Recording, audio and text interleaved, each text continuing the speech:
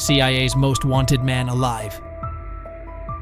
In 2013, President Obama, after being re-elected, faced a major controversy.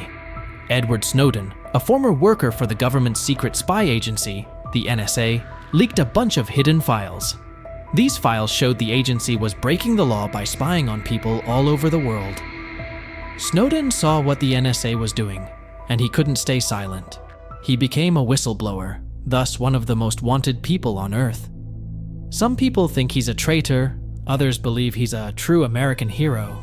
He risked everything to expose the government's wrongdoing when no one else dared. Let's talk about a movie Oliver Stone made about Snowden called Snowden 2016. The film takes us back a whole 10 years before the explosive leak, tracing Edward Snowden's path from a young man with military aspirations to a disillusioned government insider. In 2004, Snowden is in the midst of basic training after enlisting in the US Army with the goal of advancing to the Special Forces.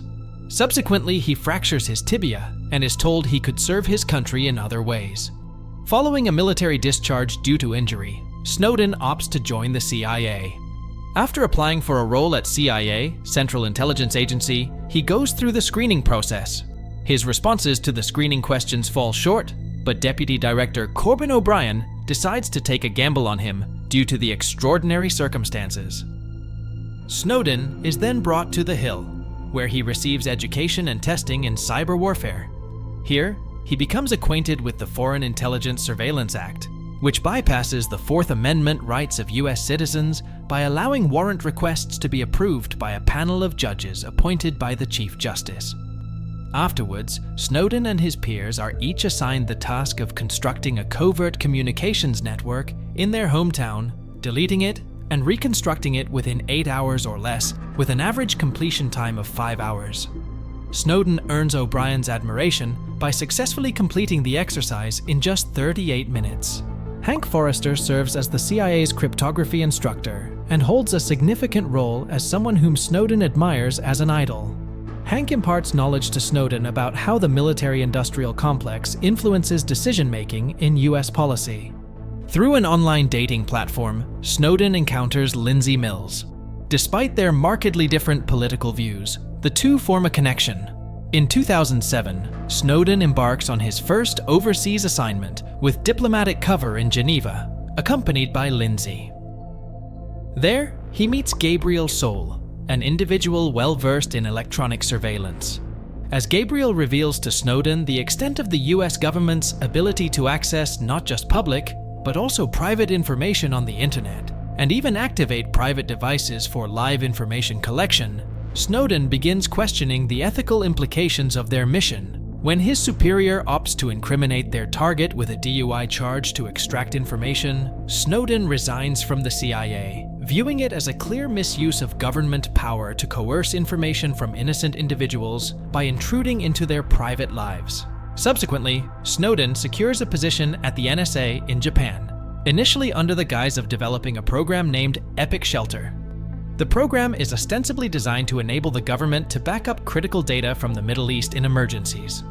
However, as Snowden delves into the N.S.A.'s activities, he discovers widespread practices across various countries allied with the US, including Japan. These practices involve planting malware in computers managing government, infrastructure, and financial sectors. The objective is to have the capability to effectively shut down any allied country that may turn against the US. Overwhelmed by the stress of his job and not being understood by his girlfriend because of her fairy tale mindset, Snowden's relationship with Lindsay comes to an end. Snowden discovers that the N.S.A. possesses the capability to monitor the digital footprint of every person worldwide. When surveillance is authorized, the N.S.A. not only tracks the targeted individual, but also extends the monitoring to all their connections up to the third level. In the case of someone with 40 contacts, this results in 2.8 million private individuals being monitored as part of a single investigation. Notably, these individuals aren't limited to terrorists. It encompasses everyone. Snowden departs from his position at the N.S.A. and returns to Maryland after 3 months, where he resumes his relationship with Lindsay. He then takes on a consulting role at the CIA. While on a hunting trip, O'Brien discloses an Oahu-based operation focused on countering Chinese hackers. Following Snowden's epilepsy diagnosis, Lindsay agrees that participating in the operation in Hawaii might be advantageous for him. As he embarks on his new role in The Tunnel, an underground World War II bunker repurposed for extensive electronic surveillance and SIGINT activities, Snowden discovers that Epic Shelter is actively providing real-time data, aiding US drone pilots in launching lethal strikes against terror suspects in Afghanistan. The stress of thwarting Chinese hackers leads Snowden to cease taking his epilepsy medication, which causes drowsiness, much to Lindsay's displeasure. Snowden eventually loses faith in his involvement and reaches a breaking point. Witnessing the N.S.A.'s covert operations that overstep legal boundaries fills him with unease, eventually tipping over into full-blown stress. This internal struggle becomes a burning mission to expose the hidden machinery of these illegal activities, even if it means putting his own life on the line. This leads to him discreetly bringing a microSD card into his office, using a Rubik's Cube, and transferring all the important data. He informs his colleagues that he's unwell and leaves. He instructs Lindsay to return to Maryland and proceeds to contact Poitras and Greenwald to arrange a meeting.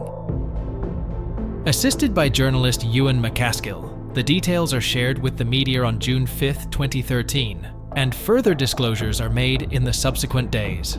Following the events, with the collaboration of McCaskill, Greenwald, and Poitras, Snowden is secretly transported out of Hong Kong, intending to reach Latin America via Russia. Yet, his passport is invalidated by the US government, compelling him to stay in Moscow indefinitely. Eventually, he is granted a 3-year asylum, with Lindsay reuniting with him later. Snowden continues his activism to this day,